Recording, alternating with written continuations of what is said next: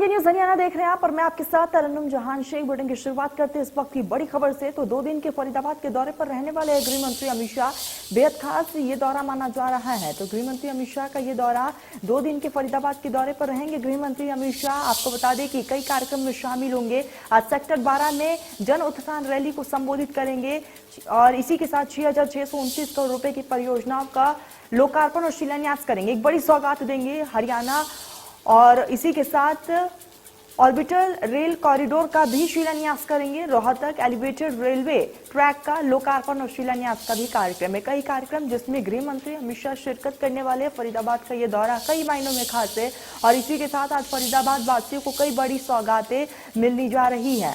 तो आपको बता दें कि 6,629 करोड़ रुपए की परियोजनाओं की एक बड़ी सौगात गृह मंत्री की तरफ से दिया जाएगा। पुलिस आवासीय परिसर भोंसी का भी उद्घाटन करेंगे। इसके साथ ही सूरजकुंड में 2 दिवसीय चिंतन शिविर का भी आयोजन किया जाएगा और ये बेहद खास माना जा रहा है। तो गृह मंत्री अमित शाह 8 बिंदुओं को लेकर मंथन भी करेंगे, विचार विमर्श किया जाएगा। मुख्यमंत्री और उप मुख्यमंत्री रैली में शिरकत करने वाले हैं। आपको बता दें कि एक जनसभा को संबोधित किया जाएगा। गृह मंत्री अमित शाह के इस दौरे को लेकर प्रशासन भी अलर्ट मोड पर है। तमाम तैयारियां की गई है। पुलिस आवासीय परिसर बोंसी का भी उद्घाटन करेंगे और सूरजकुंड में 2 दिवसीय चिंतन शिविर का आयोजन किया जाना है और इस चिंतन शिविर को भी कई मायनों में खास माना जा रहा है क्योंकि इस दरमियान कई ऐसे मसले रहेंगे जिसको लेकर विचार विमर्श किया जाएगा और कार्यकर्ताओं से मुलाकात करते हुए नजर आएंगे। और आपको बता दें कि सुरक्षा के दृष्टिकोण से अगर बात कर ली जाए तो गृह मंत्री के दौरे को लेकर प्रशासन अलर्ट मोड पर है। चप्पे चप्पे पर तमाम तैनाती की गई है।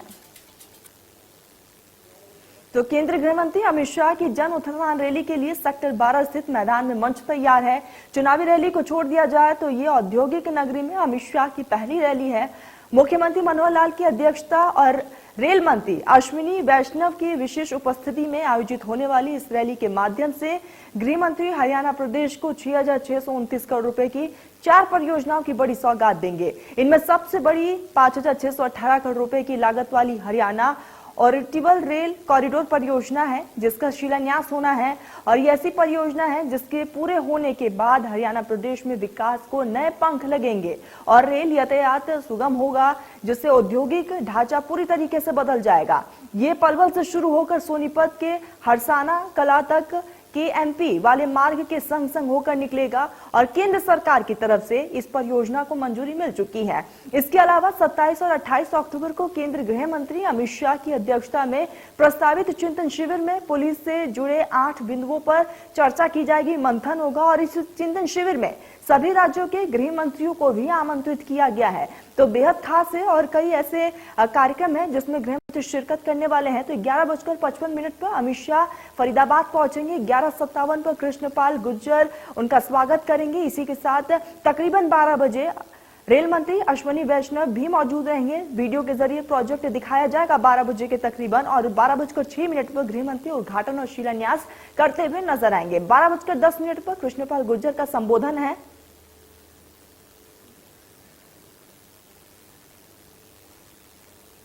तो सहयोगी देवेंद्र हमारे साथ लाइव जुड़ चुके हैं। देवेंद्र, गृह मंत्री अमित शाह का ये दौरा है, कई मायनों में दौरा खास माना जा रहा है। किस तरह की तैयारियां आप देख रहे हैं?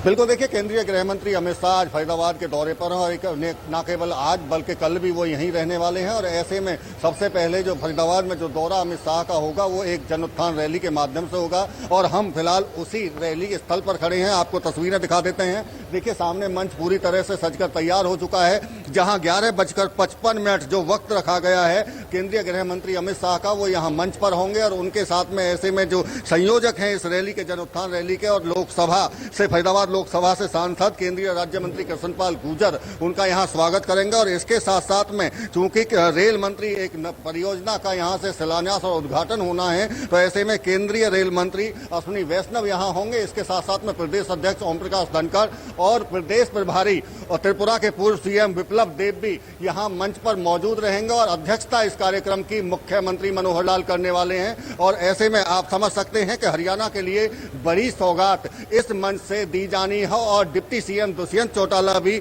यहां पहुंचेंगे। और मैं आपको दूसरी तरफ की अगर तस्वीर दिखाऊं तो सामने आप देखिए वो जो यहां से उद्घाटन और शिलान्यास होने हैं उनके यहां बोर्ड लगा दिए गए हैं, होर्डिंग लगा दिए गए हैं। और दूसरी तरफ अगर जन उत्थान रैली की बात करें तो यहां जिस तरह दावा किया जा रहा है कि 50,000 से ज्यादा लोगों के बैठने की यहां जगह बनाई गई है और ये दूर तक आप देखेंगे तो वहां तक यहां कुर्सियां बिछा दी गई हैं और लोगों का अब आना भी यहां शुरू हो चुका है। और जिस तरह चूंकि केंद्रीय गृह मंत्री अमित शाह का 2 दिवसीय ये दौरा है, रैली ये जन उत्थान रैली के बाद में वो राजहंस जो सूरज कुंड स्थित राजहंस होटल है वहां चिंतन शिविर में भाग लेंगे। चिंतन शिविर चूंकि देश की आंतरिक सुरक्षा को लेकर ये चिंतन होना है और ऐसे में जो चिंतन शिविर से जो पॉइंटर दिए गए हैं उनमें सबसे बड़ी जो चर्चा होनी है वो नशा तस्करों की कमर तोड़ना। देश भर में चूंकि कॉमन इशू जो है उन पर यहाँ चर्चा होगी, क्योंकि तमाम जो गृह सचिव हैं, तमाम गृह मंत्री, डीजीपी देश के और इसके अलावा अन्य एजेंसियों के जो मुखिया हैं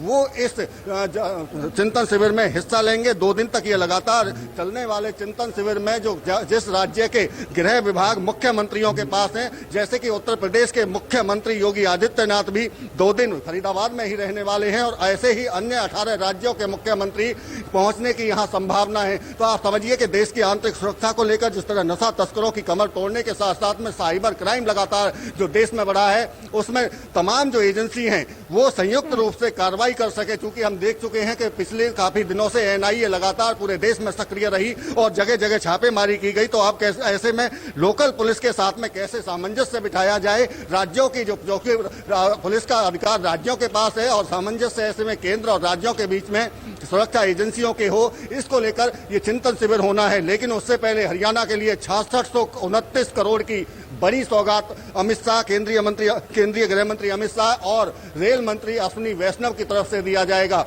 बात करें हम अगर उन परियोजनाओं की तो चूंकि पलवल में 6000 करोड़ के आसपास की एक परियोजना है ऑर्बिटल रेल कॉरिडोर, उसका यहां से आज शिलान्यास होना है। इसके अलावा सोनीपत में रेल कारखाना बनकर तैयार हो चुका है, उसका उद्घाटन यहां से होना है। इसके साथ साथ में रोहतक में रेलवे मार्ग जो एलिवेटेड बनाया गया है उसका भी यहां से उद्घाटन होगा। और भौंडसी, चूंकि हरियाणा पुलिस का आवासीय परिसर वहां नया बनाया गया है, उसका भी गृह मंत्री हैं, इसलिए यहां से उद्घाटन होगा। यानी कि 3 परियोजनाओं का उद्घाटन होने जा रहा है। और एक परियोजना जो सबसे बड़ी जो तस्वीर हरियाणा की बदलेगी वो है जो रेलवे पलवल में जो होना है ऑर्बिटल रेलवे कॉरिडोर, उसका यहां से शिलान्यास होगा। तो कह सकते हैं कि कई मायनों में आज अमित शाह गृह मंत्री जो हैं उनका दौरा रहने वाला है और इसके साथ साथ में तमाम जो मुख्यमंत्री हैं वो यहाँ होंगे। और देश की आंतरिक सुरक्षा को लेकर चूंकि जो केंद्र की सरकार है वो भारत को विश्व गुरु बनाने के लिए अग्रसर हो रही है और तमाम तरह के दावे भी किए जा रहे हैं, तो ऐसे में ये बेहद अहम यहाँ बैठक होने जा रही है। देवेंद्र, ऐसे में गृह मंत्री अमित शाह का ये दौरा बेहद खास है। हरियाणा वासियों को आज कई बड़ी सौगातें मिलने जा रही है और इसी के साथ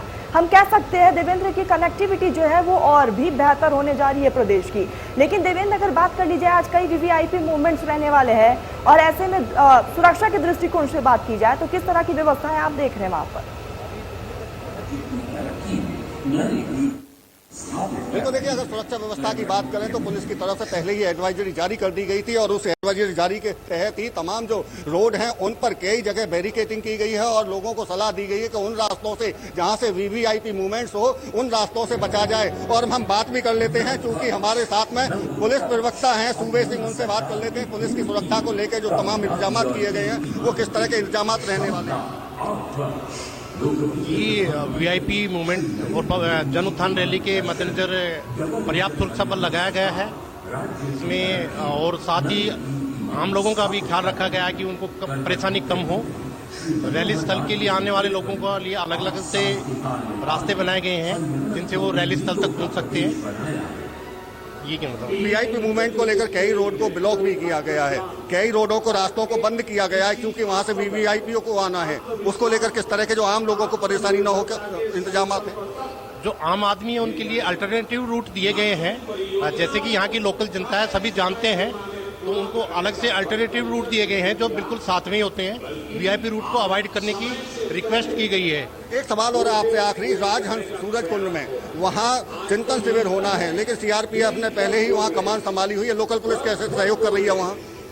ये सभी का जो कॉम्बिनेशन है सिक्योरिटी के लिए सीआरपीएफ का है और हरियाणा पुलिस का, सबकी एक मिली वो जो समीक्षा के अनुसार जो ड्यूटी लगाई गई है सबकी।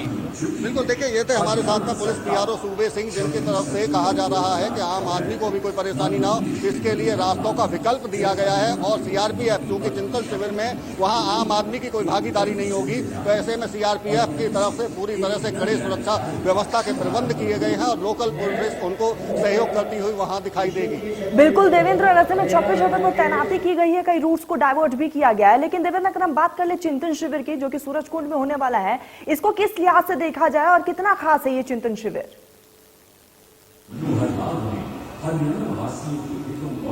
बिल्कुल, देखिए ये जो चिंतन शिविर है बेहद खास रहने वाला है, क्योंकि पहली बार हरियाणा इतने बड़े आयोजन की चिंतन शिविर की मेजबानी कर रहा है, जहां 18 राज्यों के मुख्यमंत्रियों के भी आने की उम्मीद है। और इस ऐसे में पूरे देश के डीजीपी, गृह मंत्री और गृह सचिव यहाँ होंगे। तो खास इसलिए है ये क्योंकि यहाँ देश की आंतरिक सुरक्षा को लेकर जो तटीय इलाके हैं, वहाँ की जो तटीय सीमावर्ती इलाके हैं, वहाँ किस तरह से जो दूसरे देशों से अगर नशे की जिस तरह बात की जा रही है कि वहाँ से जो ड्रग्स आने की कई बार सूचनाएं आती हैं, खबरें आती हैं और कई बार पकड़ी भी जाती हैं, उसको कैसे रोका जाए, ये एक बेहद अहम मुद्दा रहने वाला है। इसके साथ साथ में चूंकि जिस तरह हम जिक्र कर रहे थे कि पूरी तमाम जो एजेंसी हैं वो एक दूसरे के साथ में मिलकर कार्रवाई करें, जैसे भी सूचना इससे पहले भी चाहे एनसीआर को लेकर तो तमाम जिले हैं और दिल्ली के पुलिस के साथ में ऐसी बैठकें होती रही हैं, लेकिन इतने बड़े स्तर पर जहां पूरे देश के तमाम बड़े पुलिस के अधिकारी होंगे, तमाम बड़ी एजेंसियों के बड़े बड़े मुखिया होंगे, उनके साथ में सामंजस्य बिठाने की कोशिश होगी। और इसके साथ साथ में महिला सुरक्षा का भी एक अहम मुद्दा रहने वाला है, क्योंकि महिला सुरक्षा को लेकर देश भर में कई राज्यों में जिस तरह से खबरें आती हैं, उनसे कैसे निपटा जाए, क्योंकि एक चुनौती के तौर पर केंद्र सरकार इसको भी देख रही है, तो उसकी भी वहाँ चर्चा होने वाली है। और इसके अलावा जो अन्य मुद्दे हैं, चाहे तटीय इलाकों की बात करें, चाहे नशा तस्करों की बात करें, चाहे ड्रग्स की करें, साइबर क्राइम, क्योंकि लगातार साइबर क्राइम बढ़ा है, साइबर क्राइम के मामले लगातार बढ़ते जा रहे हैं, तो उनको रोकने की भी अहम जिम्मेदारी लोकल पुलिस के साथ साथ में एनआईए चाहे और अन्य खुफिया एजेंसी हो उनकी है। और ऐसे में उन्हें एक साथ विचार विमर्श किया जाएगा। देवेंद्र, आप लगातार नजर बनाए रखिएगा, आगे भी आपसे अपडेट लेंगे। फिलहाल तमाम जानकारी के लिए बहुत बहुत शुक्रिया आपका। खबरों में आगे बढ़ते और इसी बीच रुक कर लेते